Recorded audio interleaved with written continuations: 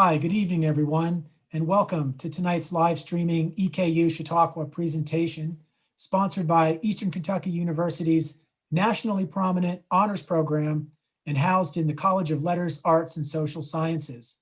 My name is Eric Liddell, Chautauqua Lecture Series Coordinator, and I am delighted tonight to be joined by another Eric, Eric Deggans of NPR, that's National Public Radio, where he is a TV critic, and he is also a contributor and a media analyst with NBC and MSNBC. Thank you for being here, Eric. It's a pleasure to welcome you here to give this combined Black History Month and First Amendment keynote presentation. So welcome. Thank you. Yes.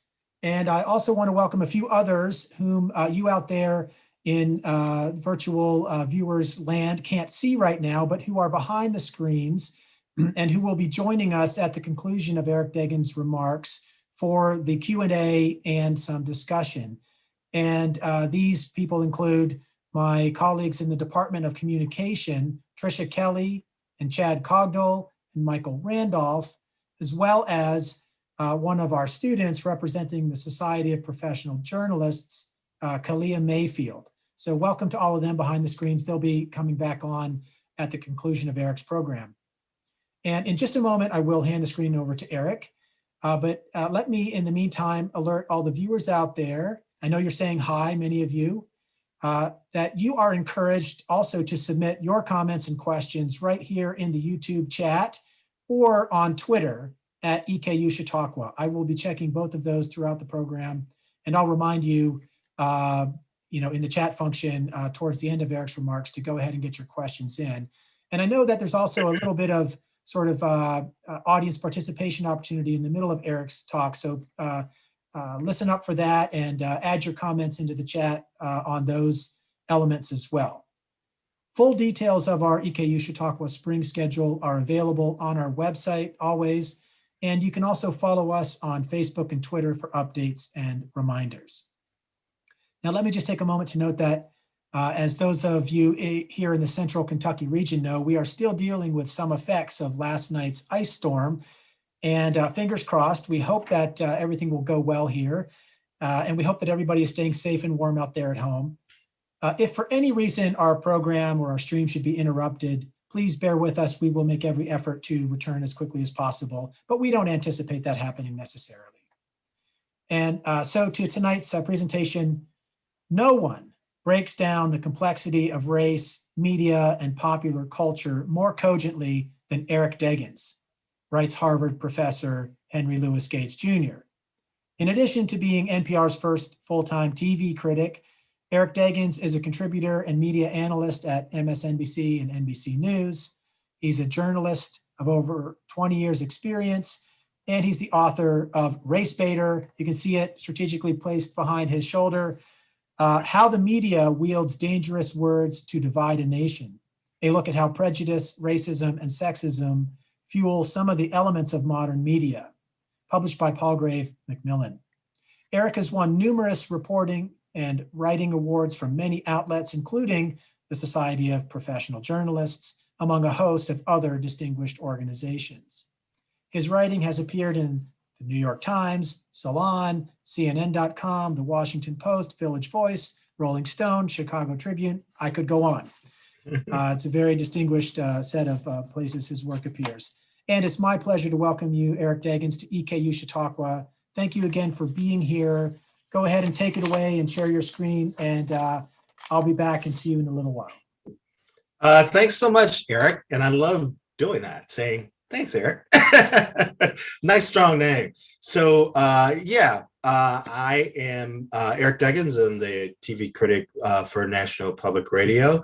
And I'm going to talk to you a little bit about how race, media, culture kind of work, and particularly how all of those things have been affected by some changing demographic trends. So I got to say, first off, I got to admit something that's really important, which is I got a cool job. I get paid to watch television. Yeah, no, I don't think you really understood what I said. I get paid to watch television, right? And so I also get to have a lot of really cool experiences involving people who are on television. So, there's me hanging with, Dave Letterman about 10 days before he retired. It's me interviewing the queen of all media, Oprah Winfrey. I got to guest host Reliable Sources, CNN's media analysis show 3 times. And then me hanging with Diddy over there on the right, as you do, right?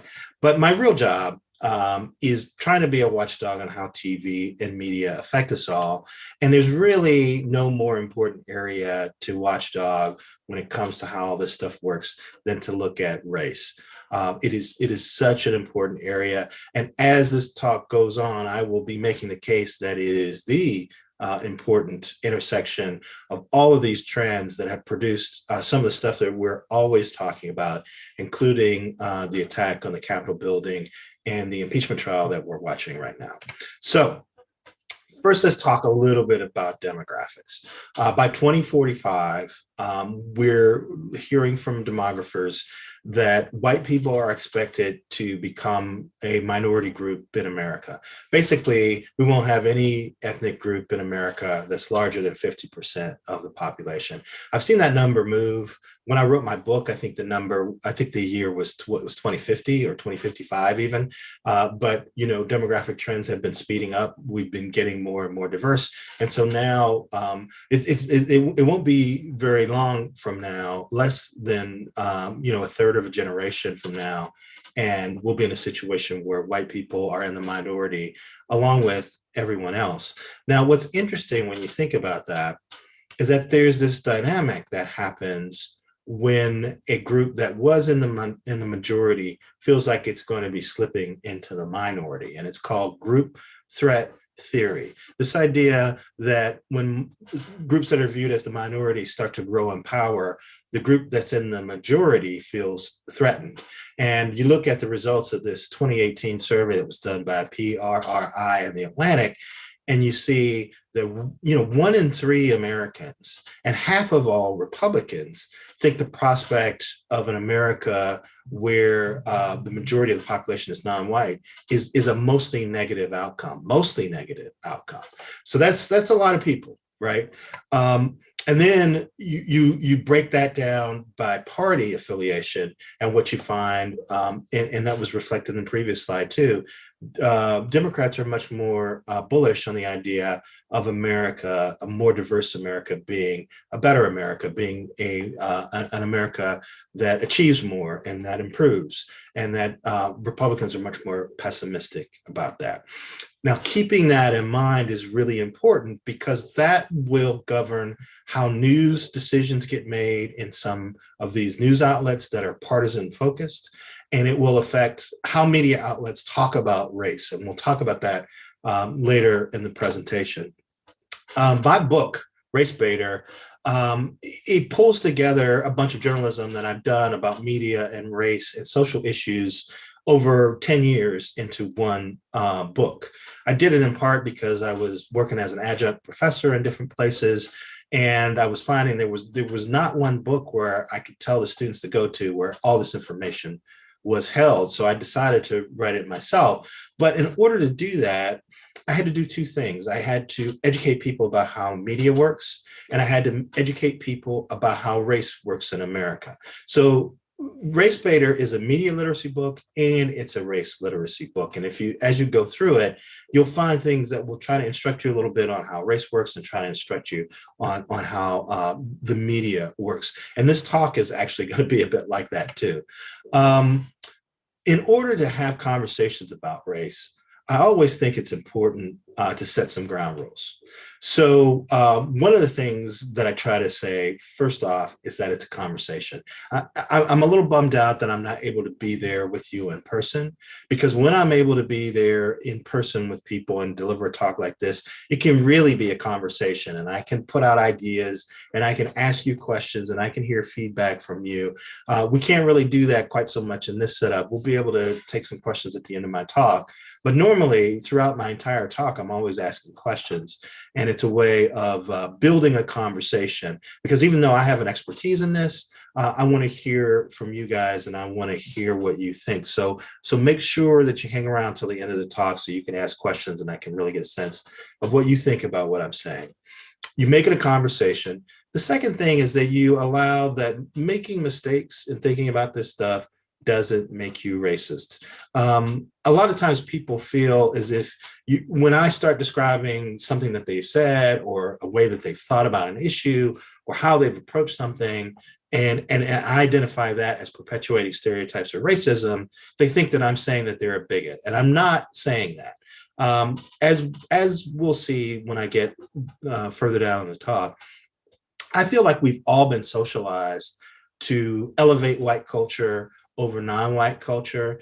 And even for those of us who are aware of this socialization, it can be hard to resist it sometimes. And you often find yourself falling into modes of thought that you wouldn't necessarily fall into if you really thought about it, or it's something that just kind of happens by reflex. So I'm not necessarily saying that you're a bigot or that something's wrong. I'm just trying to describe this very human condition, which is that we all make assumptions about each other, and sometimes we have to examine those assumptions and make sure that they're not perpetuating stereotypes or unfair characterizations. So mistakes don't make you a racist. Talking about race and gender, is it racist or sexist? Unfortunately, this is something that I experience a lot when I try to go out and talk about how racism works or systemic racism works. People will accuse me of causing a problem. You know, you're stirring things up. You're seeing a problem where there isn't a problem. But the way I view it, I'm kind of like, the way I view it is kind of like blaming somebody who's trying to keep you from stepping in a pothole from creating the pothole. Like, I didn't put that hole in the road. I'm just trying to keep you from stepping in it, right? And then finally, white people have a stake in race issues and men have a stake in women's issues. These issues are not just the province of a group that's affected by it. Even though we talk about systemic racism, racial oppression, problems with prejudice, this isn't just about people of color. This isn't just about women. When we talk about sexism, rigid gender roles also hem in men and limit what they can do. Rigid racial roles also hem in and damage white people. And we'll talk a little bit about how that works as we go forward. And then everyone gets respect, right? I want to respect everyone's point of view. So I will warn you, if you're a fan of Fox News, if you're a fan of the conservative media structure, if you're a fan of Donald Trump, this may be a difficult 45 minutes for you. But if we were in a situation where we're in the same room and I could ask you for your feedback, I would absolutely want to hear it, even if you were fans of those outlets. And I would very patiently and very kindly explain to you why you are wrong. So normally when I give a speech like this is one of these places where I'd be asking for feedback, right? I put these two images on the wall. These are both images from a silent film. And the one on the left is from Perils of Pauline. I'm not quite sure where the other image is from. And what I would ask the audience to do is give me a sense of what are you seeing in the picture on the left that tells you that the guy that's standing up is a villain, right? And normally what would happen is people would say, well, he's dressed all in black.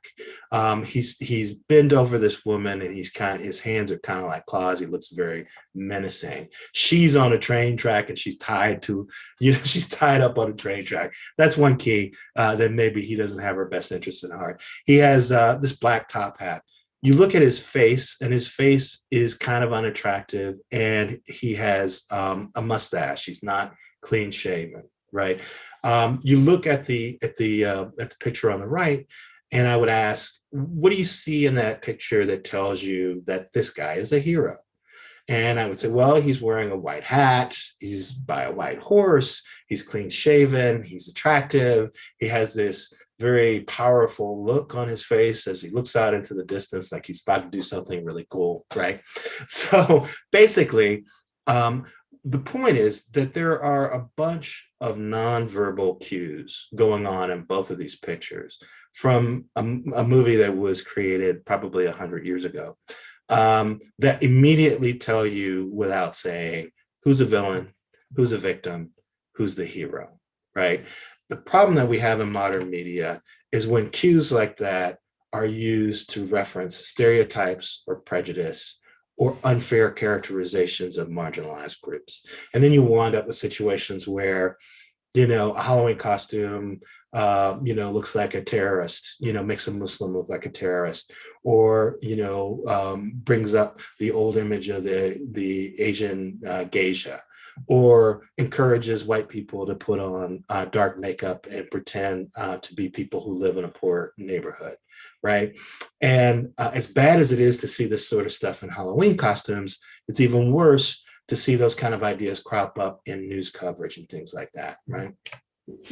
So one of the toughest ideas sometimes to get across in the speeches that I give is that white supremacy in America isn't just about very obvious Ku Klux Klan style bigotry where there's this group that wears sheets and goes out and terrorizes people. Especially these days, white supremacy in America is all about systemic racism.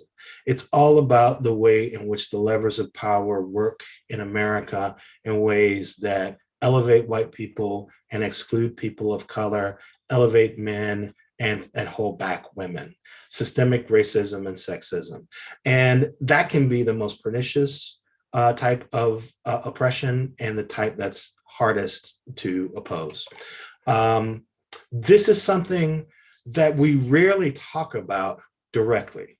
The debate about whether or not systemic racism actually exists in America. But when you think about it, it's at the heart of all of these political fights that we have, all of these conflicts that we have. When we're talking about, police brutality and worried about the policing of communities of color. When we talk about reparations issues, should the descendants of slaves in America receive reparations from the government, from the country? Affirmative action programs, are they necessary? Are they effective? There's so many different areas of politics and life where we have these conflicts, but it actually all comes back to one issue. If systemic racism exists, then all of this stuff is necessary. And if systemic racism doesn't exist, then it's unnecessary and it's something of a scam. And this is the conflict that is underway in America, but we often don't talk about it that way. And I feel like we would gain a lot as a society if we pared away all of the extra stuff and focused on the fight that we're really having. So let's talk a little bit about white privilege. This is an issue that's tough for some people to get their minds around. They walk around and they say, I don't feel privileged, even though I'm a white person. What are you talking about? What I'm talking about is a situation where being white and white culture is given the benefit of the doubt, is considered the norm, is considered the average. And believe it or not, something that simple is quite an advantage in American society. So I try to illustrate this in ways by asking people questions. Are you afraid when you call the police for help that they will arrive and think you are the criminal for no reason? Believe it or not, there are people who feel that way. When you walk into a drugstore to get hair care products, are they in a special area under lock and key, or are you able to walk to the center of the store and pick out what you want without any hassle? Are people of your race routinely and falsely blamed for crimes committed by others? When someone is making up a crime to try and get away with something, do they accuse someone of your race of committing the crime, believing that police will believe someone of your race committed a crime rather than them? And do generic Band-Aids match your skin color? I'm almost embarrassed to admit that it was until I was 9 or 10 years old that I realized that typical Band-Aids are supposed to be the color of your skin and blend in when you put them on your finger. because for me, Band-Aids always stuck out, right? They were so-called flesh colored, but my flesh is colored differently, right? So if you have a sense that the institutions and the structures of society view your culture, your race, as kind of the norm, that's a privilege, and that's what we're talking about in terms of white privilege. And we'll talk more about that as this talk goes on. I love this book that came out called White Fragility. I know some people have criticized it, even some people who are involved in diversity issues. I've read a lot of the criticism, and I don't buy it. I'm a big fan of this book. It was written by a woman called Robin DiAngelo, and she's basically a white woman who's an experienced diversity trainer. And through her years of trying to help different organizations figure out how to handle diversity issues inside their companies, she developed a way of talking to white people about race that gets through some of the avoidance mechanisms that people have, that get past some of the roadblocks that people throw up so that they can avoid thinking about these issues and talking about these issues. And I plucked a few ideas from her book that I think are really important. The first one is to admit that we all live in a culture that positions white people and everything associated with them as ideal. This is that socialization I was talking about. It's deeper and different than the idea that white people are superior to others, and it defines white people and white culture as the norm. Now, once you accept that, then you get a sense of how white supremacy works in America. I've always said the greatest enabler of white supremacy in America is that white racial culture in America is often treated as if it's invisible and universal. It's not talked about directly enough, especially among white people. And we've come up with all these euphemisms. We use words like soccer mom or NASCAR dad or evangelical Christian, when what we really mean is, working class white father or middle class suburban white mother or politically conservative, religiously devout white Christians, right? We find ways of pulling the racial part of that social equation out of the term. And that makes white supremacy easier. If white racial culture is invisible, it makes white racial culture's dominance of all the levers of power in society much harder to see. That's why it's important to talk about white supremacy and talk about the dominance of white racial culture in America so that we can see it, and then we can figure out ways to dismantle it so that everyone is on an equal playing field. How does that socialization work? One example that Robin provides in her book is, you're in a checkout line, a white mother's with her white son, or a white parent is with their white child, and then there's a black person behind them. I've experienced this myself. The child looks over and says, "Look, mommy, that's a black man."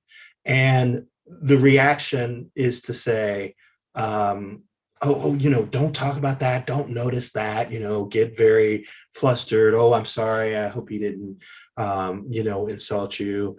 And it sends a message to the kid that talking about race is something that you don't do in polite company, that it's not polite to notice the difference in skin color between a black person and a white person, which seems a little ridiculous when you think about it. And sends all these messages that we shouldn't talk about race, and it's impolite to talk about it because that person is an other, and we don't want to call attention to their other status because that would be impolite. And so it sets all of these ideas in motion that people can carry with them throughout their whole lives. And so we got to figure out a way to kind of break down some of those patterns and have different reactions when that difference is noticed. And how do we know that this white supremacy is so prevalent? Well, let's just look at numbers. The 10 richest Americans are 100% white. US Congress, 90% white. That's changed a little bit, thankfully, since we had the elections in Georgia. We have a few more people of color in Congress now. People who decide what TV shows we see, 93% white. People who decide what news is covered, 85% white. People who directed the 100 top grossing films, 95% white. Full-time college professors, 97% white, right? So when we look at the levels of power in America, we see a dominance of white culture there. And so it's hard to resist the notion that white racial culture controls a lot of things in America still. And let's look at what happened in the attack on the Capitol, right? Police seemed to give this mostly white, pro-Trump protest group the benefit of the doubt until it was too late and they were overrunning their lines and breaking into the Capitol building. I just can't believe that if all of those people were part of a different protest group, that the White House would have said, "Oh, we don't need the National Guard down there, and we don't want to overly militarize the situation." So who gets the benefit of the doubt in society and who doesn't, and what effect does that have? You're constantly asking that when you look at issues of race in America. So normally I offer this quiz on race images that very much depends on sort of being able to talk to each other and get feedback from each other. So I'm going to walk you through this really quickly. Normally we take a bit more time to go through it, and I would ask for people to give me feedback on the questions. What I normally do is I try to give people a sense of these concepts about race that we have in the back of our heads that we don't question that much. So I'd ask a question like this: how many poor white and black families are there in the US? And I show you multiple choice answers, right? 17 million black, 9 million white, 9 million black, 9 million white, 9 million black, 17 million white, 17 million black, 25 million white. So basically, more black than white, even money, equal numbers of black and white, a little more white than black, or a lot more white than black. How many poor white and black families are there in the US? Then I would ask you to choose one of those. If you want to do that now, feel free. Normally what I would do is I would offer to give a free book to anybody who got all 4 questions right. Normally I never have to give out a free book. This time it's just going to be academic. So you can let me know in the comments in the YouTube section if any of you got all 4 of them right. So I'd ask people to pick one. The next question is, according to the Bureau of Labor and Statistics, there are 345,000 people who are pro athletes, coaches, umpires, and related positions in America's sports industry. And what percentage of those people are black? Is it 60, 25, 10, or 5%? Then I ask people to choose one. So when you think about all the people who are kind of involved in pro sports, what percentage of them are black? And 60, 25, 10, or 5. Next question: what percentage of American drug users are black or white? 50%, 35, 25, 50, 12%, 50, or 12%, 70. And again, you get a sense of the proportion of black versus white, right? What percentage of American drug users are black or white? And then the final question is a true-false question. There are more black males in jail than in college. True or false, there are more black males in jail than in college. So generally, I ask people, how many people said A, how many people said B, how many people said C, how many people said D? The correct answer is C, 9 million black, 17 million white. You're on your honor to tell me whether or not you answered right the first time before I revealed the answer right. 9 million black, 17 million white. Percentage of the more than 345,000 pro athletes, coaches, umpires, related positions in America are white. How many said 60? How many said 25? How many said 10? How many said 5? If you said 5, you were right. 5%, right? Now, usually by this point, more than half of the audience is knocked out. More than half of the audience has gotten one of these questions wrong by now. What percentage of American drug users are black or white? 50, 35, 25, 50, 12, 50, 12, 70, 12, 70, 12, 70. And then finally, true or false, there are more black males in jail than college. That is false. Almost twice as many black males in school than in prison. And very rarely does anybody get all of those right. Why don't more people get all of them right? What do the incorrect answers have in common? 2 things: victimization and stereotypes. We've gotten used to seeing people of color as victims, and we have stereotypes that distort our sense of what people of color are involved in. So I'll explain. How many poor white and black families are there in the U.S.? Okay, we're certainly used to the idea that poverty proportionally is a bigger problem for black people, that proportionally there's a bigger percentage of black people who are poor than when you look at the white population, and that's very true. But when you look at the actual numbers of people who are poor, you see that there are almost twice as many poor white people in America than there are black people. And so when you're talking about anti-poverty programs, when you're talking about welfare, when you're talking about affirmative action, sometimes you are talking about programs that help more white people than they help non-white people. But unfortunately, people are voting sometimes, and even news coverage is thought of, developed, put together with a different mindset, right? So we have to be aware that numerically, there's almost twice as many poor white people as there are black people, but 9 million black people is a pretty big percentage of the black people in this country. So proportionally, it's a bigger problem. Now this 5%, this question often knocks people out because they think about the most popular sports. They think about football, they think about baseball, they think about basketball, professional basketball, and they think about the athletes on the court, on the field, right? Most of the athletes on the field, basketball, are black. Many of the athletes on the field in football and baseball are black or non-white. But then you start to get to sports like, car racing and golf and hockey and soccer and on and on and on. There's a host of professional sports in America where the diversity levels, even amongst the athletes, are really low.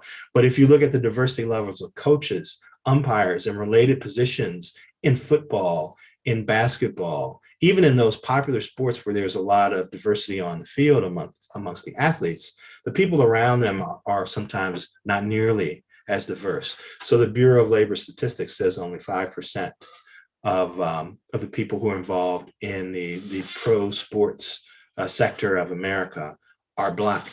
So when you start to think about sports and how people of color are involved, that can change your perspective. What percentage of American drug users are black or white? 12% black, 70% white. That's the same percentage as the population, right?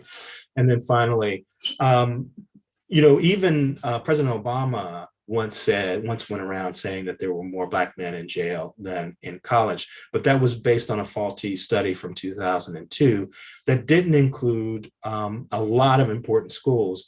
It missed 1,000 colleges, and many of them were historically black colleges. So of course, there was an academic who went back and redid the study and included many more colleges, and those numbers changed significantly, right? So part of the problem is that these misconceptions were well-meaning misconceptions. Poverty is definitely a problem for the black community. There are a lot of people of color involved in sports.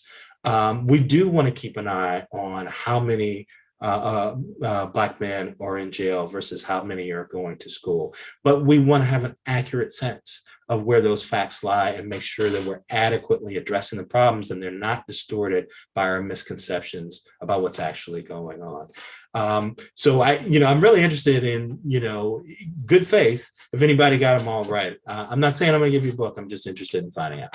Okay. So why was this quiz so hard? Resisting the socialization of America's white supremacy is harder than it seems. We've done a good job of letting people know that being openly racist is a bad thing.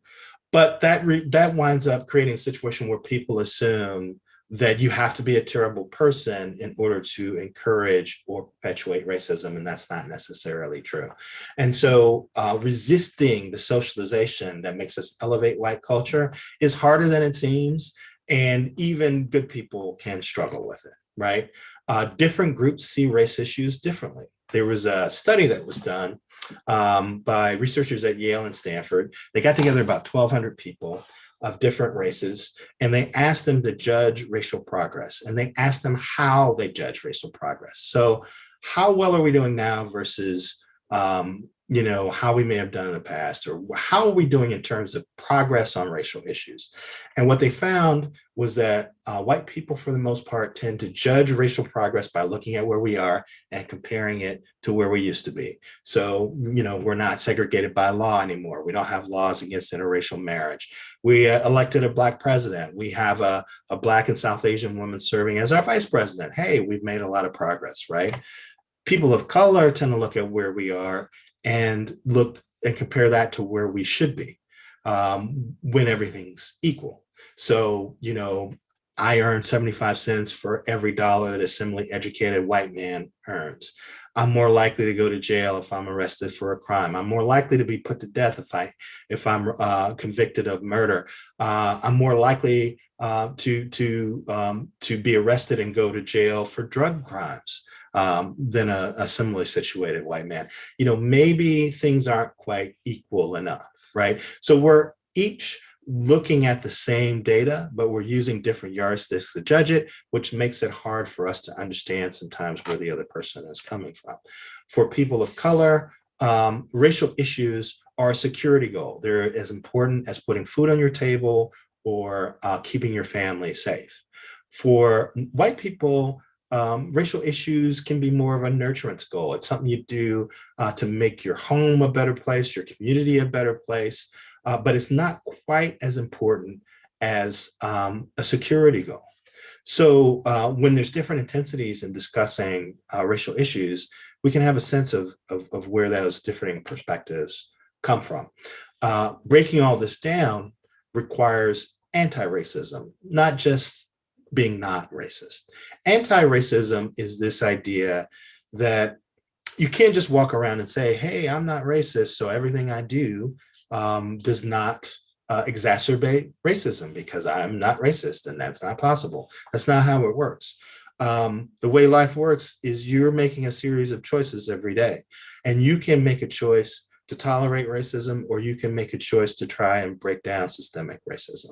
You can make a choice to challenge racism within your environment or your personal circle, or you can make a choice to not challenge it. And you face these little micro choices every day, many different times in a day.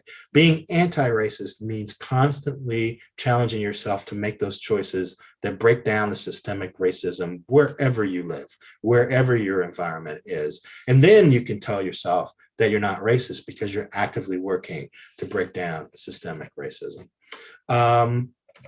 I want to move forward a little bit because I'm running out of time and there's some cool stuff I want to talk about. Let's talk a little bit about the news media. Now, the news media should be helping us navigate these issues, but it has a serious problem, which is that a lot of people don't trust us, right? The Columbia Journalism Review did a poll just a couple of years ago and found that only Congress has worse trust levels with the American people than journalists do. Only Mitch McConnell is worse than we are, which is kind of depressing. But what they found is that as much as people in general don't trust the news media, Republicans really don't trust the news media. Only 10% of them believe the news media does not have a partisan bias compared to 42% of Democrats. I mean, still more than half of Democrats don't believe that the media doesn't have a partisan bias either, but 42% is a lot better than 10. So what was interesting was this poll that was done segregating, having people identified personally on their own as consistent conservatives or consistent liberals, and then asking them about their news consumption. So consistent conservatives cluster their news consumption around one news source, generally Fox News half the time, and maybe one other news source. Whereas consistent liberals consult 4 or 5 different news sources for their news information throughout the day. And they could be any among a range of powerful mainstream brands and news like CNN or the New York Times or even NPR, which means that there's a high level of distrust amongst conservatives, and they're really only consuming a couple of news outlets in their news consumption habits. So it's understandable that conservatives would eventually create an alternative media structure that caters more to their worldview, that they trust more, that talks about issues in the way they want to talk about it. Fox News is the center spoke of that wheel, but there's all kinds of platforms that sort of radiate out from that, from Rush Limbaugh to the Heritage Foundation to the conservative Wall Street Journal op-ed board to Breitbart to Newsmax TV, One American News Network, on and on and on. But until recently, especially Fox News was the trendsetter, and it radiated out to these other news platforms. And Fox News is an important part of this system because it is a political operation disguised as a news channel. It was designed by a former political consultant, Roger Ailes, who was a media consultant to Richard Nixon and to Ronald Reagan, to George H.W. Bush. And he created this channel in his image. It was politically conservative, politically paranoid, very much about flash and high quality TV presentation, but also very much about using all kinds of different political tactics to draw in a news audience. And one of the political tactics that he uses is exacerbating the audience's fears about race. So it's reflecting back to its audience, its target audience, which is politically conservative, which is white, which is more male than female, which is pretty advanced in age, in mid-60s, right? It's reflecting back to that audience, the world, the way they expect to see it, and also exacerbating their fears about the world. And one of the big issues when it comes to race is that Fox News believes that systemic racism doesn't exist, and that attempts to address systemic racism are, in fact, creating an unfair system that's tilted against white people.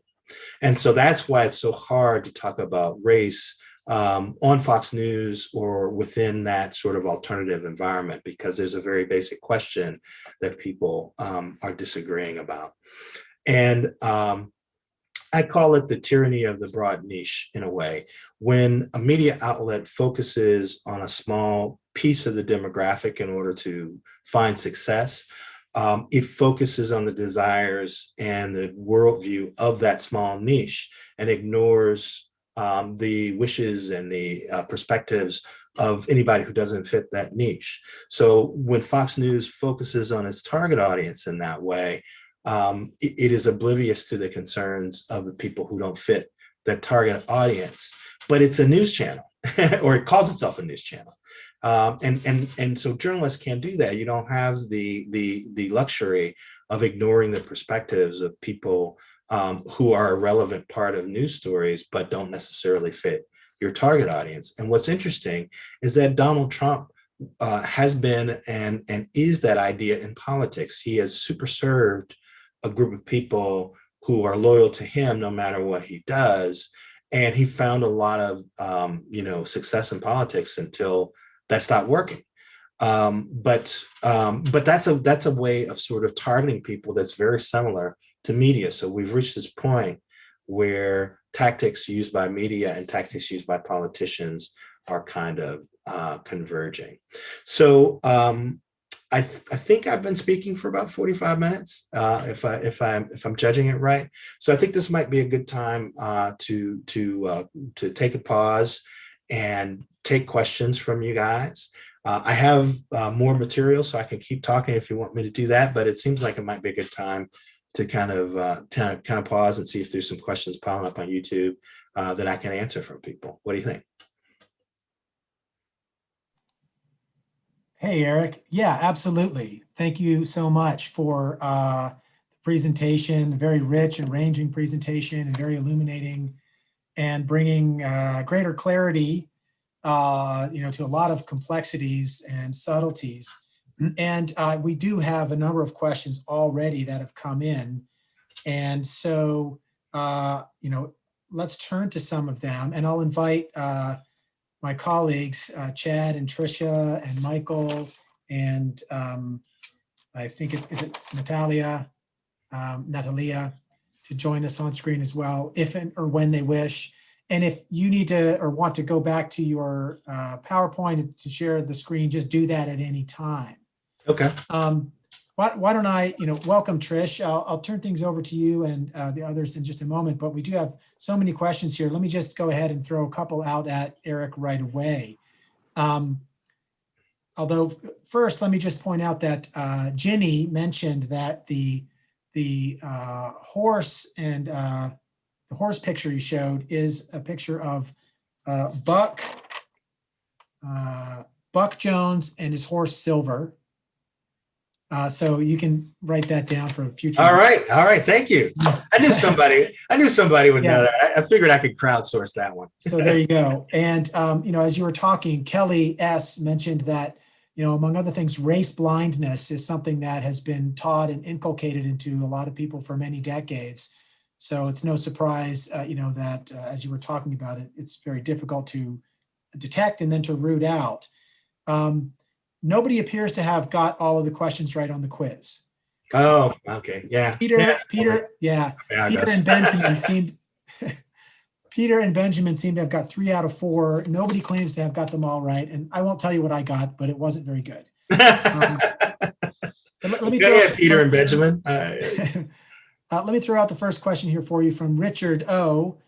He wants to know, referring back to the grocery line scenario you mentioned, what is the best way to address the grocery line problem? Yeah, well, what I would suggest is the bottom line is I've always felt that cultural differences and racial differences are fun and compelling and really cool. So to respond to that question with yeah, we are different, and isn't that a wonderful thing? And I think that's the way you sort of meet that moment and try to. I've always tried to. I have 4 kids myself, and I've always tried to make them excited about getting to know people who are not like the people that are normally a part of their world. That's what fuels me as a journalist. And so I think the problem is implying that the difference is bad, or that the state of the person who is the other, like for some reason they're less than, but we can't acknowledge that because that would be impolite. So let's just not talk about it. Right? Like that's a terrible way to meet that moment. The better way to meet that moment is, yeah, that person's different. We're all different. And sometimes that indicates that person has had a really cool, really different kind of life, and they might be great to get to know. Yeah, great suggestion. So defuse it by embracing it. Yeah, effectively. Jacob asks, I guess related to, towards the end of your comments, you were talking about Fox News and how it started and what its ideology is and so on. Do you believe that CNN and MSNBC are part of? Do you believe they're partisan leaning? Well, MSNBC has opinion hosts who are definitely liberal leaning, but I feel that people, when you're talking about mainstream news outlets, first of all, when you're talking about mainstream news outlets, you're talking about news outlets that theoretically do not distort the facts in order to fit their ideology. And I think that's a big difference between CNN and even MSNBC and Fox News. If you watched Tucker Carlson's show last night on Fox News, he's one of their biggest stars. He said that George Floyd died of a fentanyl overdose. That is not true. That is patently not true. And any pundit on Fox News who had on someone who claimed that there were irregularities in voting significant enough to affect the outcome of the election was lying to their audience, right?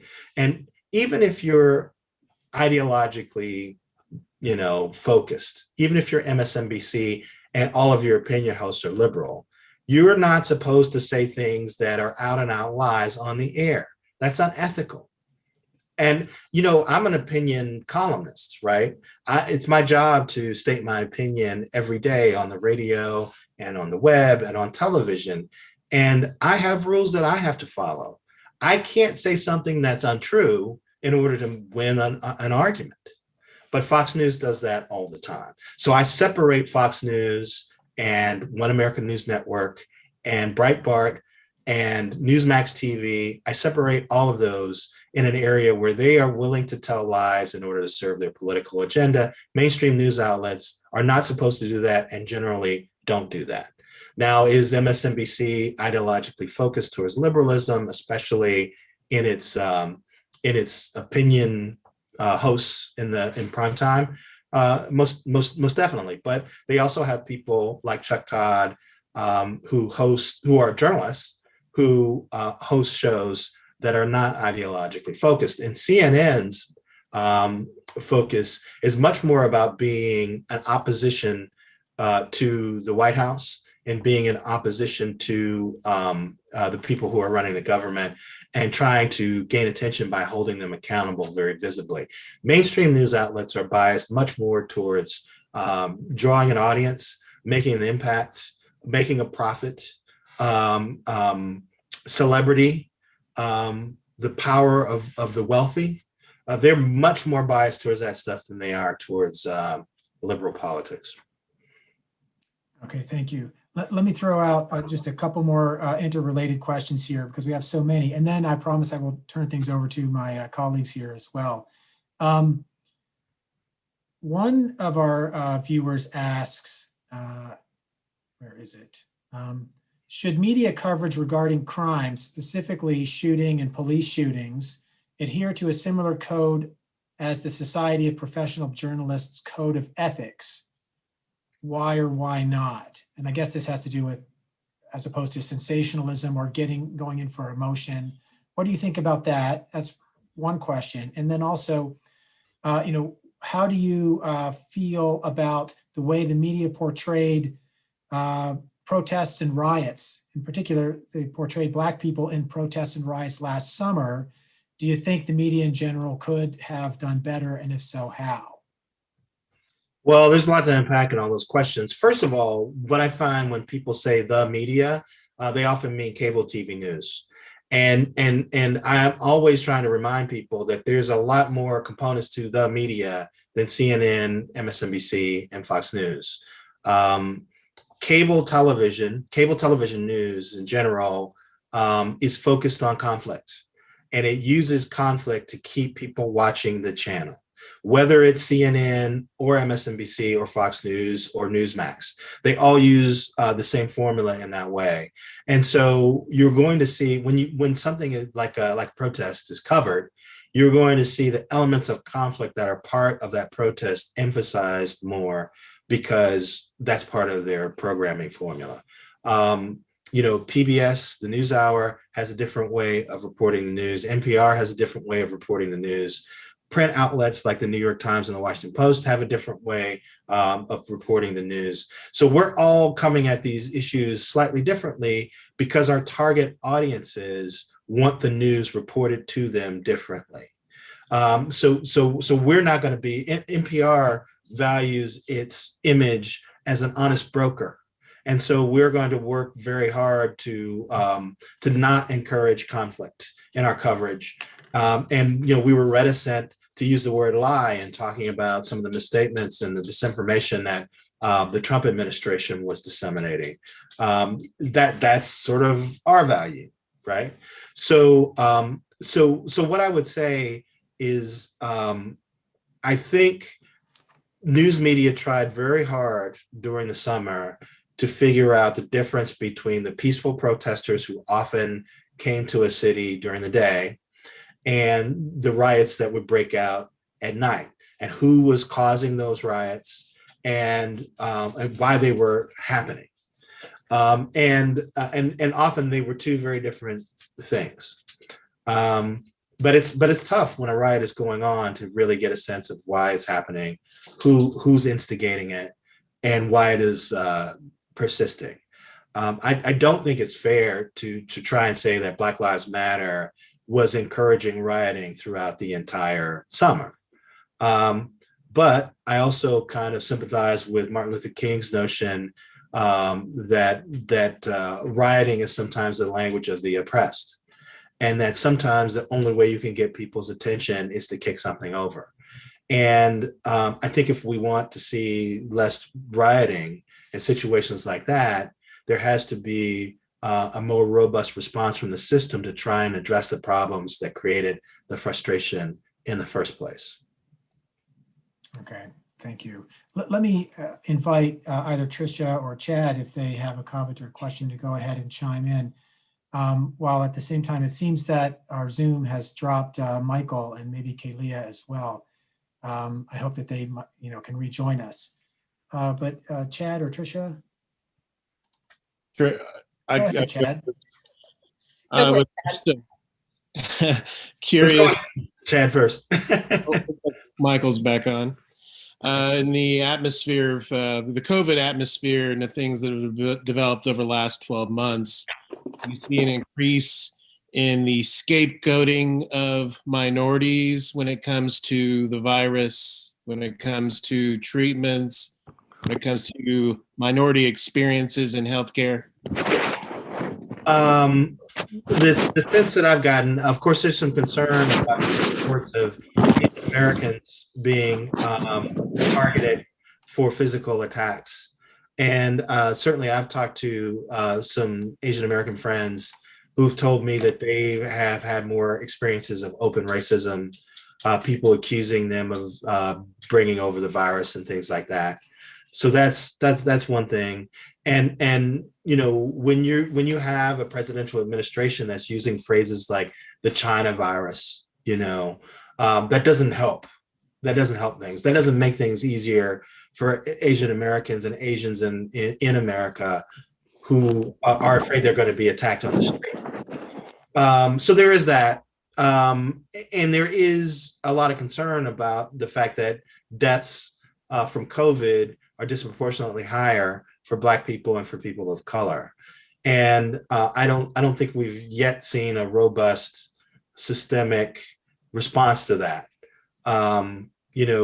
Here in Florida, for example, the governor's decided that people over the age of 65 should get the vaccine. I haven't seen anybody say, well, there are poor communities of color in Miami, in Tampa, in St. Petersburg, in Jacksonville, that maybe also need to get the virus because they're struggling with mortality rates that are pretty high.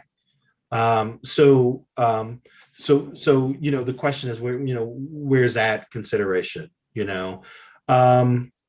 It's a tough situation. We're making a transition from an administration that would say anything to stay in power, and that was trying desperately to ignore the pandemic because that was something that was hurting them politically, to an administration that's trying to be rooted in fact and trying to figure out how to get its arms around a calamity, for people to understand what's happening now.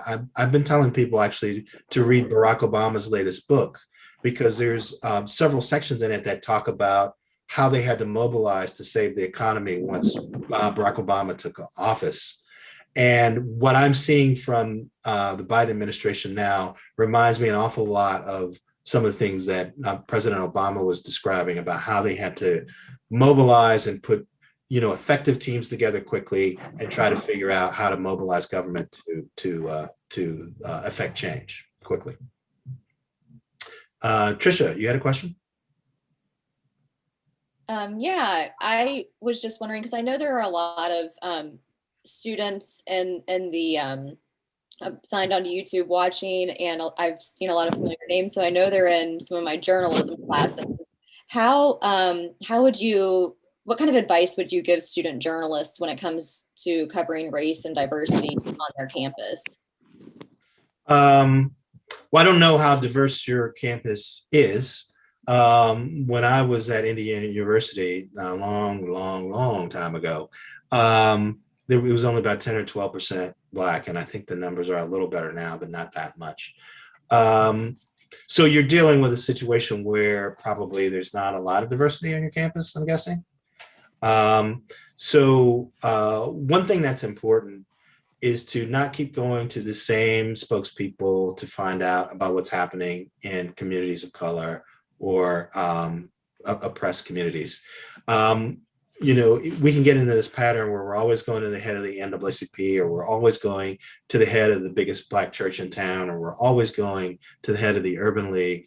What's interesting sometimes is to turn those people into what I call translators, where you go to those people and you say, who do you know that maybe doesn't get a lot of media attention, who can really help me with the story that I'm working on? Help me figure out somebody who isn't regularly talked to, who can bring a perspective to my reporting that we don't normally see. Develop translators that can take you deeper inside communities and really give you a sense of what's going on there. That's one thing. One thing I've been telling journalists, even professional journalists, is that it's obvious now that issues that start as crises inside communities of color eventually expand and become crises that affect everyone. And you can talk about everything from deaths from COVID to the opioid crisis, on and on and on. They start as problems for vulnerable communities, and then they, if they're not handled there, then they expand to become problems for the wider community. So I would say, Black people are the canary in the coal mine for American society. So as a journalist, it only makes sense to go to those communities and look out and see what's going on. Are there problems with over policing? Are there problems with opioid deaths? Are there problems with excess deaths from COVID? What are people in that community talking about? What are they struggling with? Because eventually they're going to be a problem. They're going to be the problems that the wider community is also going to be struggling with. And if you talk to them first, you'll get an early jump on those subjects and figure out what's going on. Thank you, Eric. Have you got a follow-up, Tricia, or should we turn to Michael? I'm glad to see he is back. Go ahead and go with Michael. I Okay. have something else later if I have to. Okay, yeah, and a couple people on the YouTube chat noticed that Michael had dropped out and worried that he lost power. It looks like that might have been the case, but Michael, I think we can hear you, and I'm going to try to at least bring your avatar, your picture on screen if I can. So go ahead and ask your question. Yes, the power outage has finally reached up here to Lexington. So. Oh no! Sorry to hear that, man. I think we can. Although I love that picture with your dog, man. That's awesome. Gotcha. That's my old dog Marley. I turn on my camera right now, but it might look a little creepy. Because you're in the dark. Spectral view right here. Tell us a ghost story, man. I'd say something off color now, like, "Oh, look, it's a spook." But there. So yeah, you're the spook who sat by the Zoom camera. Okay. But Eric, the old saying is the most segregated day of the week is Sunday, yes, because you have your predominantly white churches, your predominantly Black churches. Yes, sir. But it seems that, at least in my opinion, this election cycle, those people will define themselves or call themselves as Christian. The media has hyped up this idea that there's a divide about what is considered really a Christian, because if you want to look stereotypically, most who seem to identify themselves as white evangelicals have an R behind their name, and a good number of who you call Black evangelicals have a D behind their name. And now it's like, those on the Republican side, the white evangelicals, are questioning people's faith. And that has really gotten played up. And, how do you think the media has played into that narrative? Well, I haven't seen stories like that. I'm not sure. But I think this connects back to the issue that I said during my talk, which is that so many of these fights are about whether or not systemic racism is a problem in American society. I mean, I hate to sound like a broken record, but you can have Black people who are intensely religious and devout and white people who are intentionally religious and devout? And why do most of the Black people support the Democrats and most of the white people support Republicans? It's the divide over this question. And you know, as religious as Black people can be, we have to live in America, and we know what it's like, and we know where we need help, and we know the institutions of government and how they work for us or against us. And so, you know, as religious as Black people may be, you can't come to them and tell them that systemic racism doesn't exist in policing, in education, in housing, in employment, because they're living it.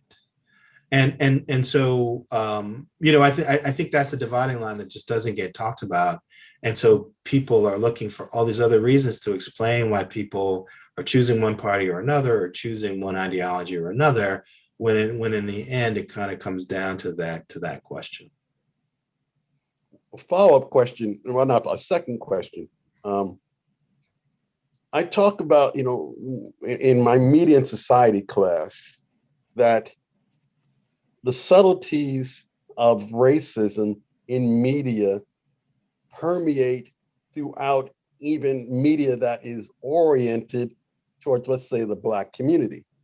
And a perfect example is that I will pull up a bunch of covers from some early Ebony magazines, and I ask my students, both Black and white, why would Ebony magazine, which is a Black magazine, have a white woman on their cover? And everybody's saying, well, you know, they give all these, well, they want to be show that they're diverse. And then when I explain, well, wait a minute, this is not a white person. This is a very fair-skinned Black person, part of the Black diaspora. Mm-hmm. And it all stems from those thoughts in the 30s and 40s, where it was, and unfortunately still permeates a little bit today, light-skinned Blacks are better than dark-skinned Blacks, because they've got more white blood in them, they got more white features, they've got all these different things that help them assimilate into what the dominant culture is. And so in reality, I myself am a recovering racist. You know, I grew up in the civil rights era, stuff like that. I still have all these things inside of me that have told me that here's what I need to do to assimilate into what is considered mainstream culture. How, in your watching the media over the years, how has that infiltrated different areas of what we would call media for people of color? Well, you know, I said at the beginning of my talk that we've all been socialized to elevate white culture over non-white culture, all of us, including people of color. And so we're always constantly struggling with those notions within ourselves, even people of color. It's just because we live lives where we're constantly bumping up against racial oppression, those ideas get a little more dismantled and a little more challenged in our lives. You know, some white people can kind of avoid all of that. You know, if they live in an all-white area, if they choose to not engage that kind of thought, you know, they can kind of avoid it and it doesn't affect their lives. Black people cannot avoid it. It would be like walking down the street. It would be like walking down a street filled with traffic with your head in the sky and refusing to look at traffic. Eventually, you're going to get hit by a car. You know, so I do think that Black people are affected by this socialization as well, and we've seen it sometimes in media. And then we've seen an overcompensation in the other direction too. So we're all struggling with this. We're all struggling with this. And it's best to just admit that it's a socialization that affects us all from when we're very little. It's very hard to shield your kids from it because it permeates everything. And it's best to just put it on the table and talk about it as a way of diffusing it. Wherever it pops up, and I have no doubt that it has popped up in Black-centered publications, here and there, and then sometimes we see it pop up, in political ads the reverse way. When they made the Reverend who ran for Senate from Georgia, they ran political ads against him and they darkened his skin. So we're all sorting through a lot of complicated feelings about race. That's the product of this socialization and also the systemic racism that still exists in America. And so it's no surprise that there are people of color who are also affected by it too. Thank you. Thank you. Why don't we turn back to some more questions from the YouTube chat? I'm kind of starting from one of the most recent ones here. One of our viewers, Haley, asks, as a conservative, he or she would like to ask, do you think that the BLM, Black Lives Matter movement, and Black Rights movement being so ubiquitous, posted everywhere on social media and in the news, is creating desensitization or in some ways turning people off? I don't know. I find that amusing. I don't think it's ubiquitous to that level, and I find it. You know, I don't want to be flip about it, but it amazes me the people who feel threatened by this. You know, Michael Che from Saturday Night Live has a great joke about this. He says, "We're saying Black lives matter." Like they matter. Like we're not saying Black lives are better. We're not saying Black lives are astounding or amazingly perfect, just that they matter. Why do people find that so threatening? I understand intellectually why they do, but it still boggles my mind that people would think that it's somehow negative to have something on a Twitter page that says that Black people's lives matter. They matter.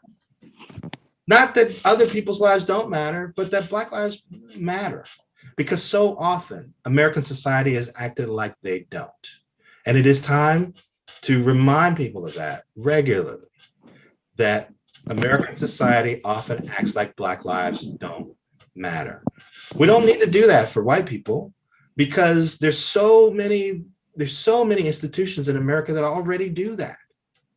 I remember somebody at one of these speeches years ago asked me why there isn't a national association for the advancement of white people. And there is, it's a racist organization. But beyond that, why isn't there one?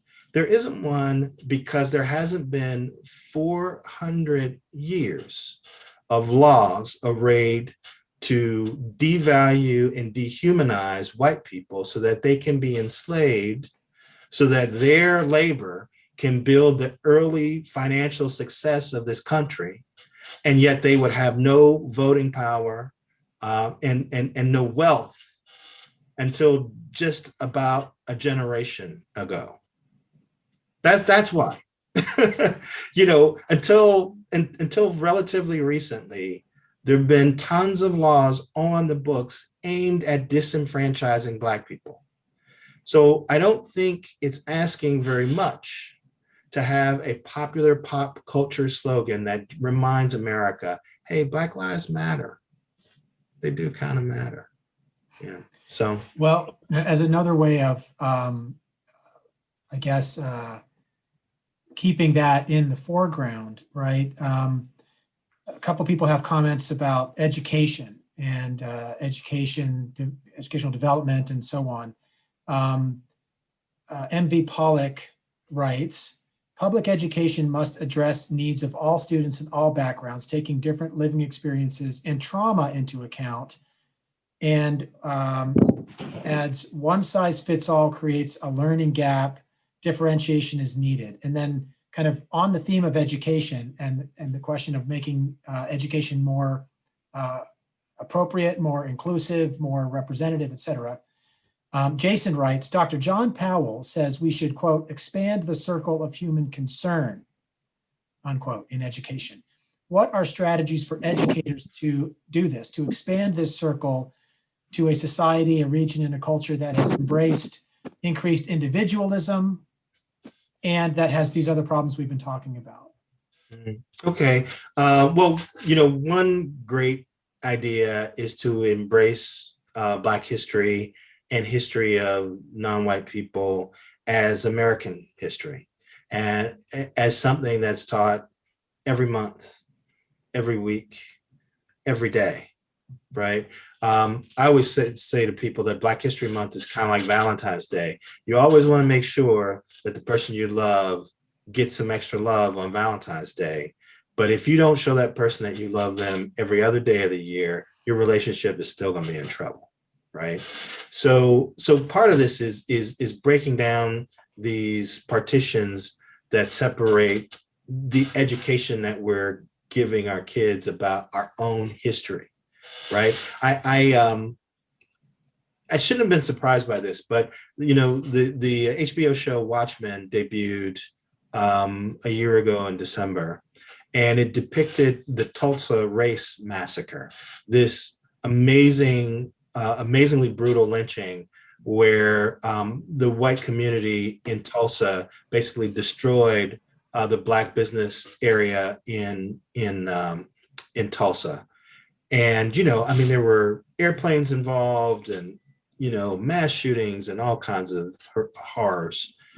And it was recreated on the show. And a lot of white people were saying they had never heard of it before. It happened in 1921. That's not that long ago, right? Historically, in terms of history, it's not that long ago. And people hadn't heard about it. Why hadn't they heard about it?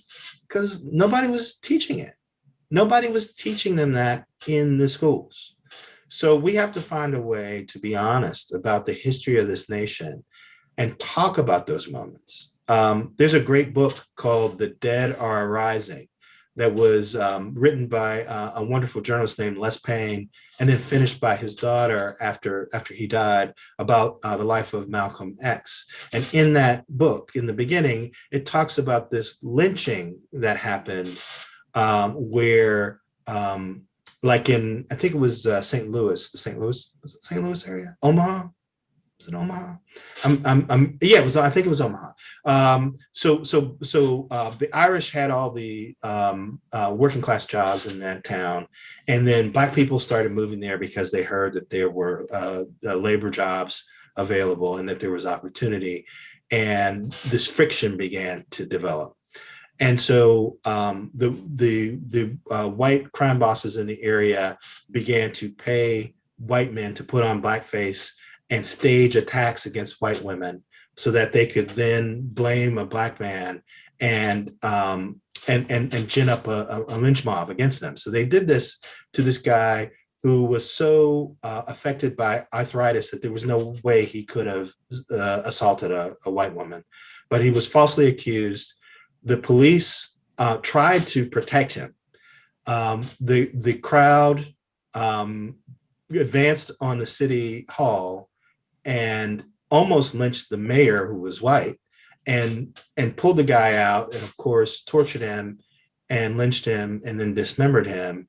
And afterwards, because there was so much damage to white businesses and because some white people were killed, 120 people were arrested and tried. What does that remind you of? What does that sound like? Sounds like something that happened on January 6th, minus them actually reaching anybody and actually harming them. So this is a history that we're constantly repeating. And people don't realize we're repeating it because we're not educating our children well enough about what's come before.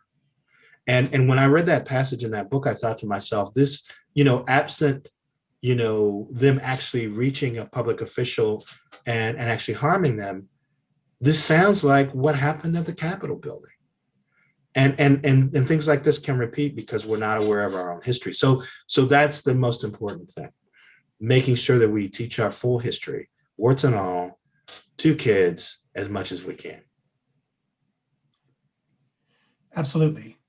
Great point. And I don't know if there's a segue to this necessarily, but there's a question here about the relative, I guess you would say, as you were talking before, the relative distortions and misconceptions that cloud that history in TV and media. And the question is, if I can find it again, I think it comes from Carl.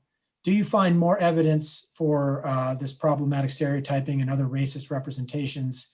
Or we could expand that based on what you're just saying, the ignorance of history, right, or the whitewashing of history in other forms of media, right? Or do you find those more in certain types of media, right? So is TV the worst?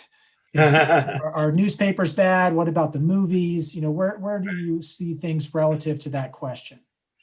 I don't think there's a simple formula where you can say, you know, this is worse or that is worse.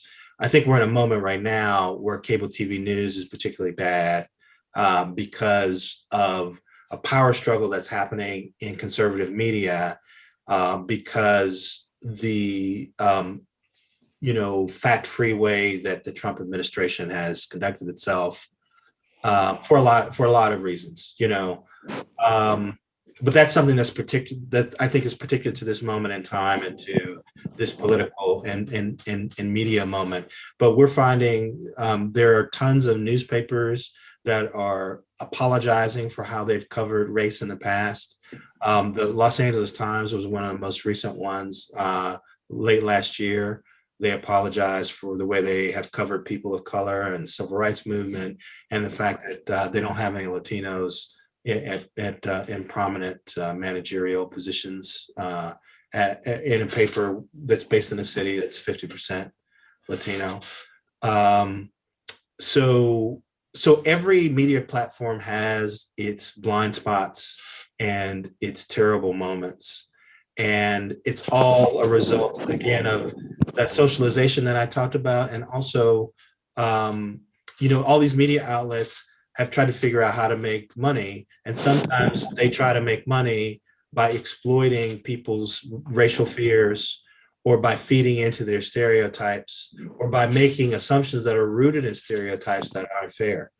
I remember when the TV show Empire was about to go into syndication. It was very successful for the Fox network, especially in its first season. It built its audience every week that it aired. The audience was 60% Black. It was firing on all cylinders. It was a pop culture phenomenon. And I'm going to these media buyers in New York, and I'm asking them, so how do you think the show's going to do when it goes into syndication and they have to sell it overseas? And they said, well, Europe and China, they're not interested in American Black people, so we don't think it's going to do well. And of course, they were wrong. And the way I used to argue against that is I used to pull up the revenue stats for a Will Smith movie that I really hated. He did this science fiction movie with his son. I think it's called Another Earth. I think that was the name. And it tanked in America. But the movie actually made money because 60% of its revenue came from where? Overseas. Because Will Smith is a huge star in China and Europe and Africa. It's, you know, these truisms that we tell ourselves sometimes in business or in show business, you know, they're just justifications for these weird ideas that we have about race. And sometimes they're not rooted in fact, and they have to be challenged. And so, you know, you asked which platform is worse. I think they're all bad at different times for different reasons. And the goal is to kind of challenge them to be better whenever they're falling short. I think Michael wants to chime in here. Yeah, couple questions. Obviously, Fox News in and of itself is its own entity. But is it not kind of ironic when you think about the early years of Fox, when it first came on the air in the late 80s, early 90s, that its most successful shows when it first started off were all shows with people of color, like In Living Color, Martin, Living Single, which helped promote that network to, you know, becoming a serious contender against the other big three, ABC, CBS, NBC. Well, one thing you have to keep in mind is that the Fox network, which is what you're talking about, is different than Fox News Channel. They make money in different ways. They have different target audiences. And until recently, they've been very separate in how they operate. So Fox, the network, the way Fox, the network prospered was by presenting shows that weren't on the other networks, ABC, CBS, and NBC. And in particular, NBC, when Fox was establishing itself, NBC had must-see TV on Thursdays, and they had this super successful lineup of shows that were almost entirely white. They had Friends, they had Frasier, they had Seinfeld, they had Caroline in the City, and then they would get to ER, and there was a little diversity on ER. But the sitcoms that they had leading up to it, they just had this rotation of shows that were mostly white. And it was kind of ironic because that lineup, came together not too long after the Cosby Show went off the air. And so, but the minute like Cosby and A Different World were off the air, it was that night was filled up with all these shows that were severely lacking in diversity, even though they were set in New York City, in Seattle, and places that are, cities that are pretty diverse.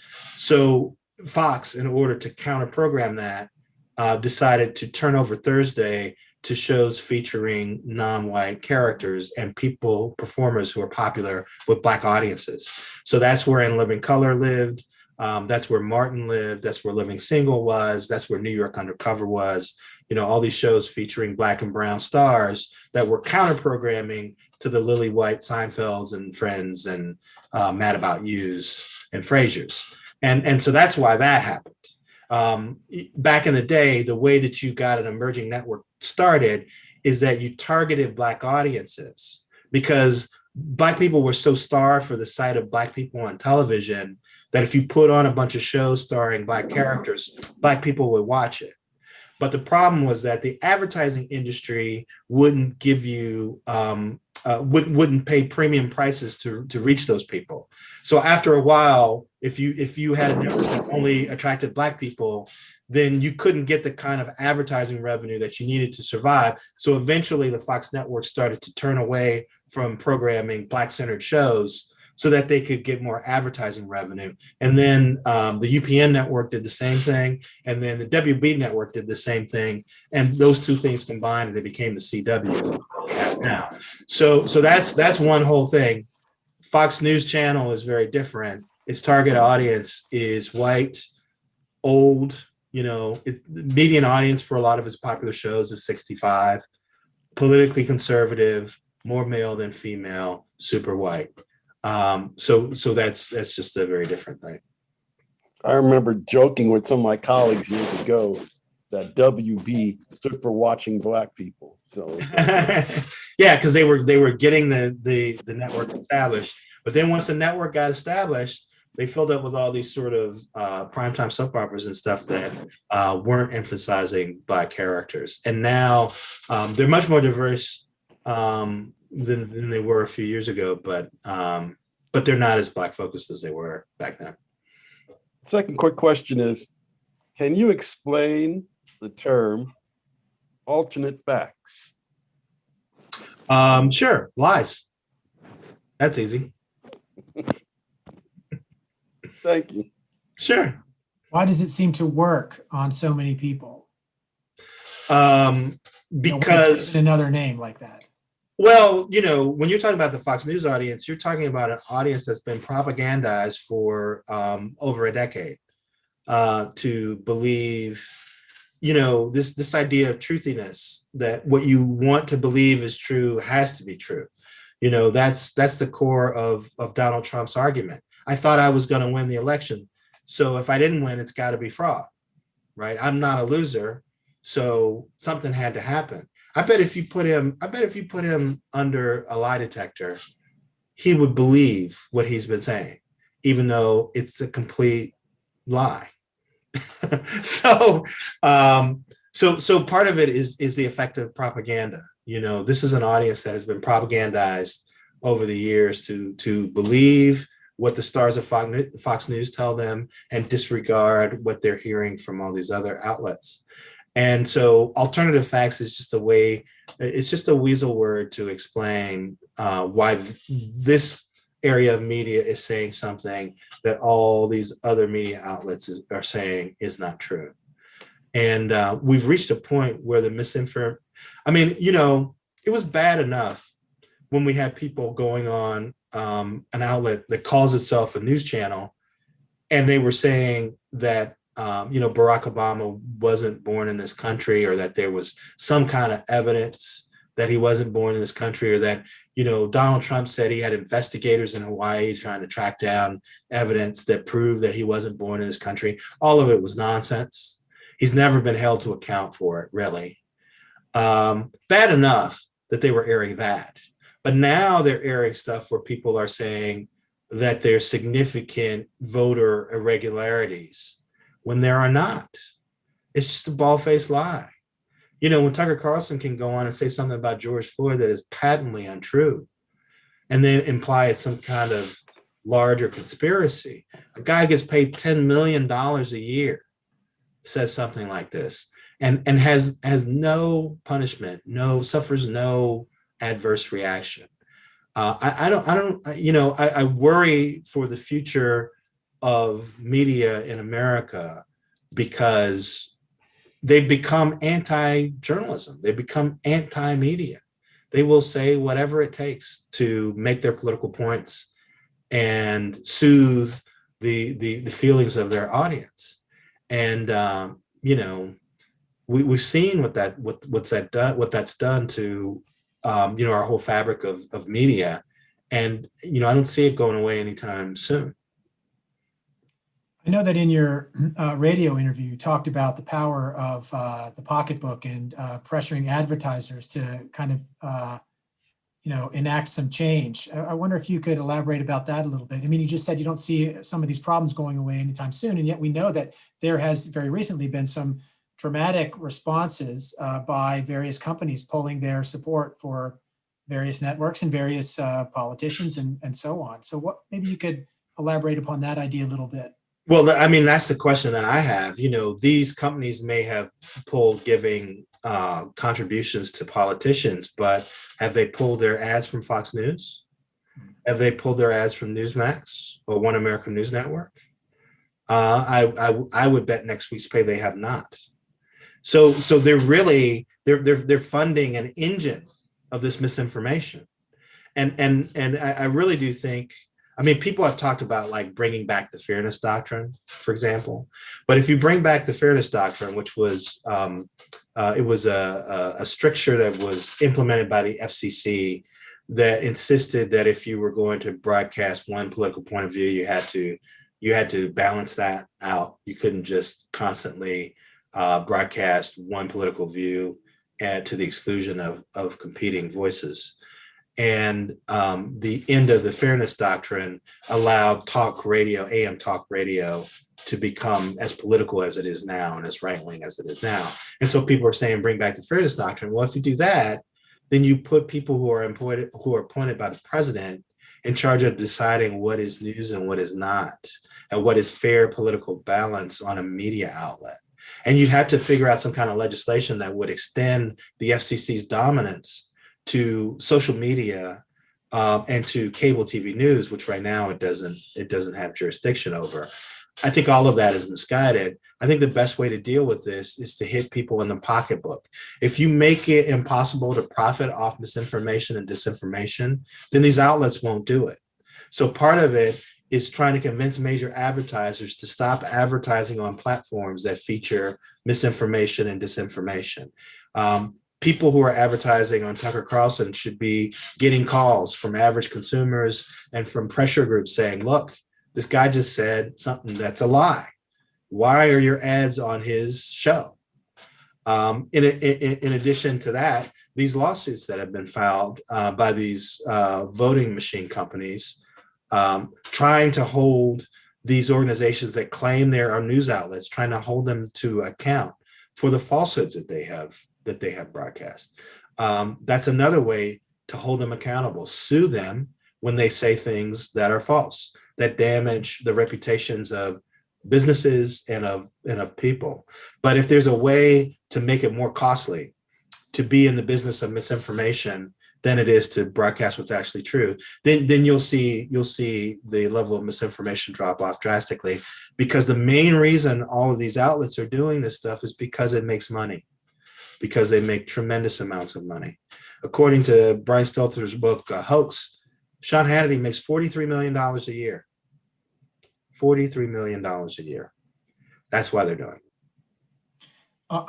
Speaking of advertising, a question just came in a minute ago about from Deborah, who asks, coming from a multiracial and multi-ethnic family, I've observed more multiracial couples in commercials, everything from Chevy to dish liquid. Is representation improving, or am I dreaming due to my own partiality? No, you're not dreaming. I think advertising has been a little bit ahead of the curve in terms of depicting blended families and multicultural families, and even same-sex parents and couples. And they've been a little ahead of the curve of scripted television and unscripted television in that way. You're not dreaming, and I think it's great. I love nothing more than to see a commercial where because I have 4 kids that were the product of an interracial marriage.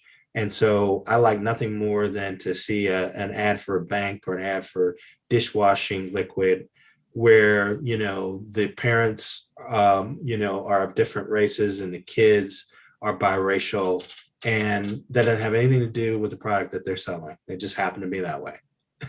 And, it just lends the sense that when you're trying to show a quote unquote normal family, this includes families that look like this. And that's an important step. If a major corporation thinks that it can sell more dishwashing liquid showing a family that looks like that, that's the surest sign that you have that America is diversifying and that our idea of what a normal family is changing. Michael, you got your hand up, and then we've been going on for quite a while now. And so thank you, Eric, for sticking around overtime, as it were. Sure. But Michael, if you've got another comment, then I'll go to 1 or 2 more quick questions, and then I think we'll have to wrap things up. Michael, if you're there. Did we lose him? I'm not sure. Let me throw these questions out then. Sure. You were just talking about accountability and so on. Carl asks, is it possible that we might see similar lawsuits as to what you mentioned about voting against Fox or Fox News for their role in the Capitol riots? Well, they did cut a settlement with Seth Rich's family for some of the horrific reporting that they allowed to be made about this young Democratic staffer who was killed. So yeah, I think it's entirely possible they might get sued. And hopefully it will hold them back a bit and moderate some of the alternative facts they're putting on the air. Dare I ask Ron's question? Do you anticipate that Trump will launch his own media network? I don't think Trump will launch his own media network because that takes too much work and he's not going to do it. I do think that he wouldn't be averse to taking over someone else's established network. Chris Reddy, the head of Newsmax, is a close friend and supporter of Trump. What I always thought, all of this has been complicated by the fact that the attack on the Capitol made Trump even more toxic than he was after the election. It still kind of blows my mind that this guy was president when, a pandemic killed over 400,000 people. And there are huge hunks of people out there who refuse to blame him for it. When they blamed Obama when like 2 or 3 people died from Ebola.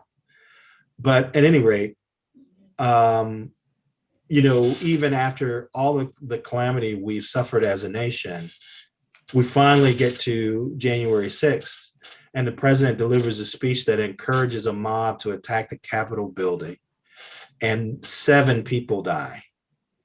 And finally, he's become toxic to a level that people aren't quite sure what his legacy is going to be.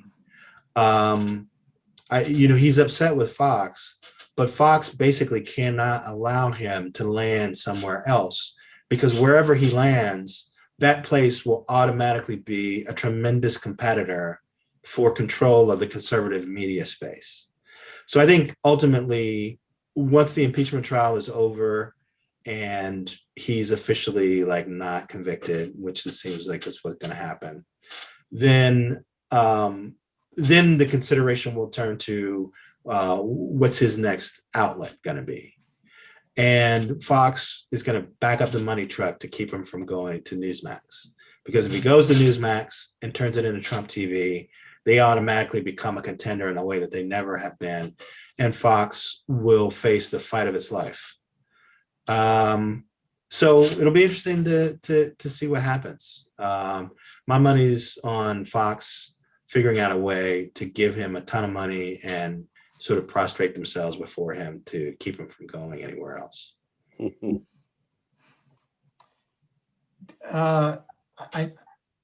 Questions just keep coming in, so let me just throw them out there quickly.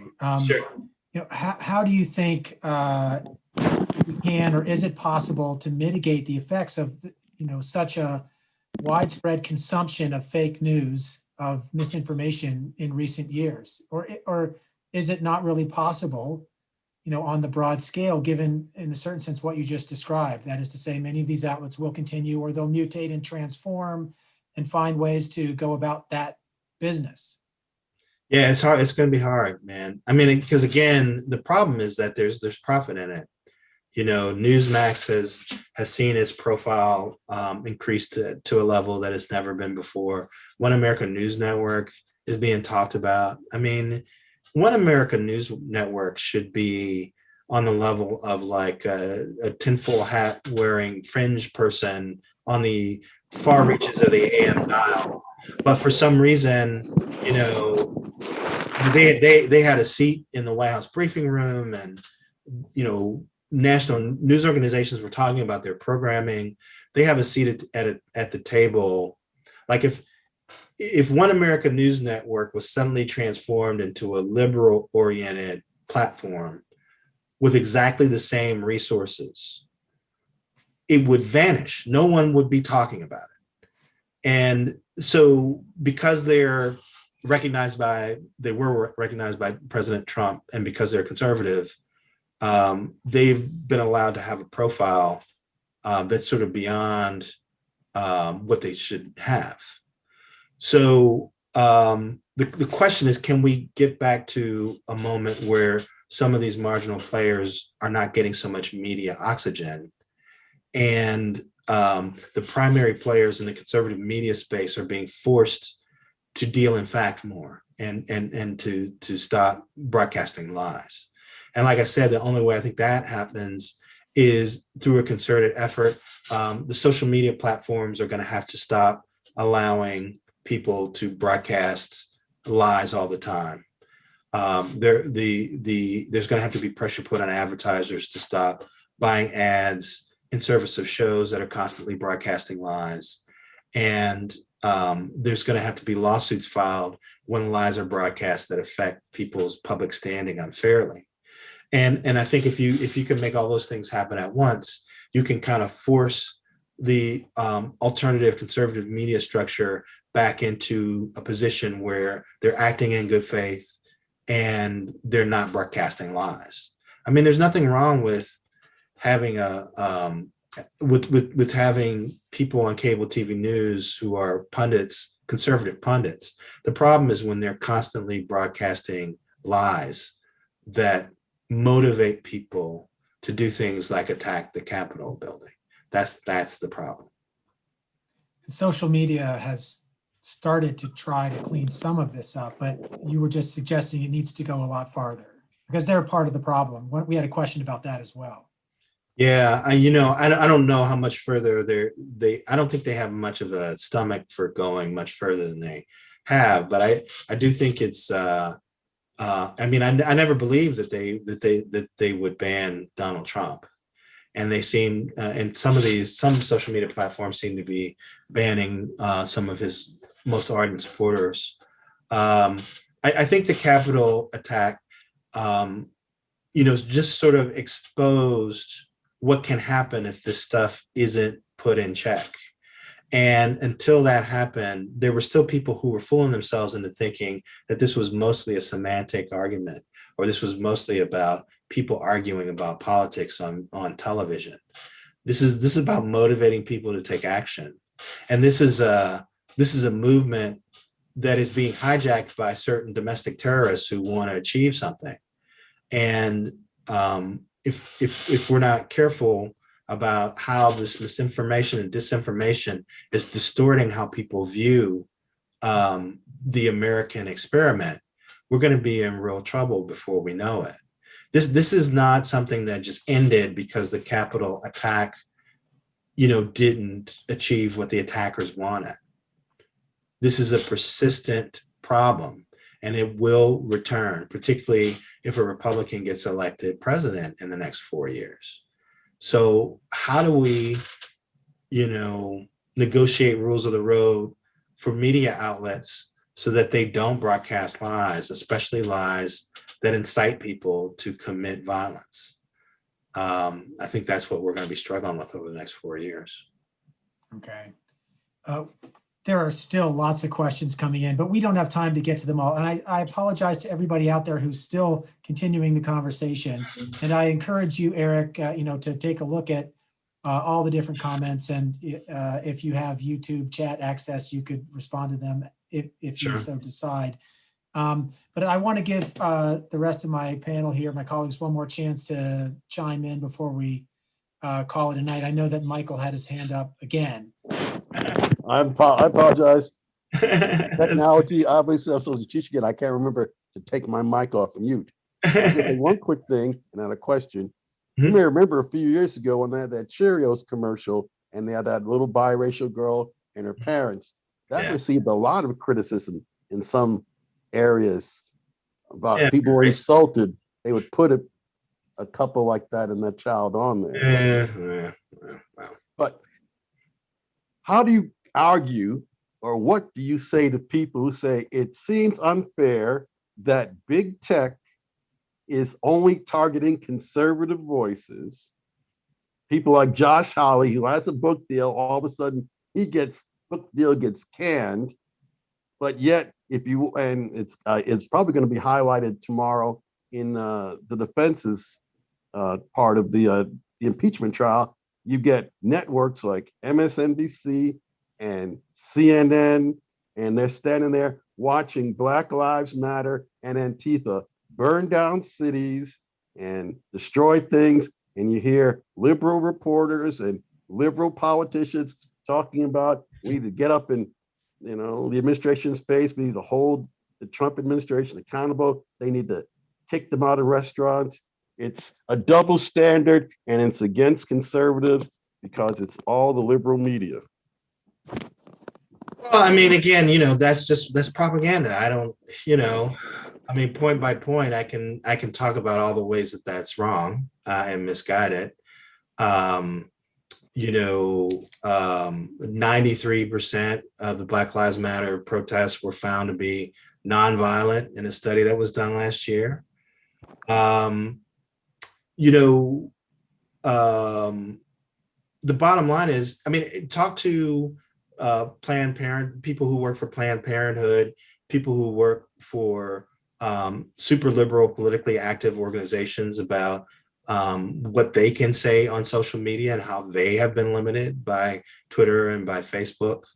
One thing that I often do, like I write for a lot of different publications.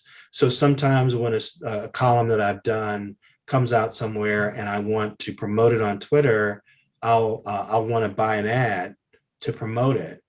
But if that ad has Black Lives Matter in the tweet, or even has race in the tweet, a lot of times Twitter won't let me promote that link because it's been deemed to be a controversial subject, and I'm not classified as a news outlet, so I'm not allowed to promote that tweet. There are people who work in liberal politics who can tell a lot of stories about how social media has not been all that friendly to their messaging either. But for people who are determined to see themselves as persecuted, facts don't matter. And you can point out all this stuff as much as you want, but they want to believe that there's this array of liberally oriented institutions that are looking to suppress their free speech. And, the point of fact is journalists have an imperative to hold big institutions accountable, to be the voice of the voiceless, to try and challenge hypocrisy and advocate for equality in the American system. And I think sometimes for a lot of people, that seems like liberal qualities, but that's not liberal qualities. That's equality is an American quality, right? And that's what we're advocating for. We're advocating for fairness. We're advocating to an end to exploitation. But that means looking at a situation where there's police brutality going on and challenging the police to do better. That means admitting that systemic racism exists in America and working to dismantle it. Again, we keep coming back to that question, that elemental question that people are disagreeing over and fighting over. So, I know that, in your question, you were kind of being facetious and saying all these things that conservatives say, but it's propaganda, and it's hard to fight propaganda with facts. I'm not quite sure that's the most effective way to do it, but that's all I have. Let's hope they are stubborn things, as somebody said. I'm not sure who. Yeah. Trisha and Bard.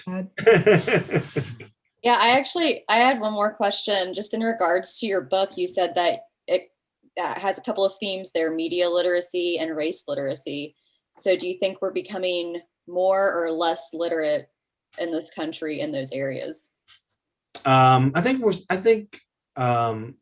think sort of mainstream culture is becoming slowly more conversant with these ideas. The idea of anti-racism that was talked about a lot over last summer. I found that a lot of people already had their heads wrapped around concepts that I normally would have had to explain, take more time to explain, say 2 years ago or 5 years ago. And I also think some of this is a generational thing too, that younger people are living more multicultural lives. And so some of this stuff you don't have to explain quite as much. But children are also the products of their parents. And so if their parents have issues with race, they may transmit that to their children. So it's not youth is not a guarantee of a lack of racism, but I do think it is slowly getting better. And I think that's one reason why the racial panic is increasing amongst some elements of society, because they're aware that the needle is moving in mainstream society towards accepting more and more. I mean, just the fact that most mainstream news outlets accept the idea that systemic racism is a thing, that's a big thing. That's a big thing. And so people who are opposed to that and want to see a world where white culture runs everything are increasingly afraid of the future, because they can see where the trend lines are going. Thank you. Thank you. Chad, not to put you on the spot, but I'll give you an opportunity if you had another question or comment, or Gotta be a good one, man. It's the last one. or we could just say goodnight. It's your choice. I don't have anything, but I really thank you for joining us and taking the time to talk with us. I appreciate it. Yes, thank you so much. Hey, thank you guys for having me. I really appreciate it. It's been all of our pleasure. And, You were great as always. Well, I just hope that I made sense. And I'm on social media. I'm on Twitter and Facebook and Instagram and all that stuff. So anybody who wants to circle around and find me there and continue the conversation, I'd certainly appreciate it. And most of these ideas are in my book. So if you want to get a more detailed reading, feel free. I think it's on Kindle for less than $10. So. Great. You Thank need you to make very a much. companion guide that I can use in my class. Definitely. That's exactly the reason why I wrote it. was Yeah. so that people who were teaching this stuff could have all that stuff in one place. So please, you know, they're using it at Cal State, they're using it at the University of South Florida, and I'm using it at Duke. So you go right ahead. We've got a link to it right on our Chautauqua webpage. So go and look for that. Thank you to everybody out there tuning in tonight and asking so many great questions and engaging in chat and conversation. Thank you to my colleagues, Chad, Michael, and Tricia. And Kalia was here for a while. She dropped out. Thank you to her for being here. And of course, thank you most of all to Eric Deggans for a really great presentation and a wonderful hour or more of Q&A and discussion. Yeah, 2 hours, dude. Yeah, 2 hours. So this could be a Chautauqua record. When Naomi Klein was here 3 or 4 years ago now, there was a lineup of questions for her. Oh my God, I can only imagine. One of the two of you has the record. I'm sure it's her, man. She's amazing. In any case, thank you very much again, and all the best to you. Of course, you can also check out Eric, listen for him on NPR radio. I know his most recent discussion was of Super Bowl ads. What's that? Super Bowl ads. That was Monday. And tomorrow I'll be on Here and Now, and we'll be talking about Framing Britney Spears, the new documentary. Okay. So and there was also recently talking about Queen Latifah in the new crime series, and Clarice. In any case, lots of great stuff and great analysis from Eric Deggans, as you heard tonight. And so thank you again. We will see you all back here in, I think it's 3 weeks time, March 4th, for Talithia Williams, author of The Rebel Women of Mathematics. So yeah, it's going to be great. So for us here at EKU Chautauqua, that's a wrap. Everybody take care, stay safe, and stay warm. See you later, guys.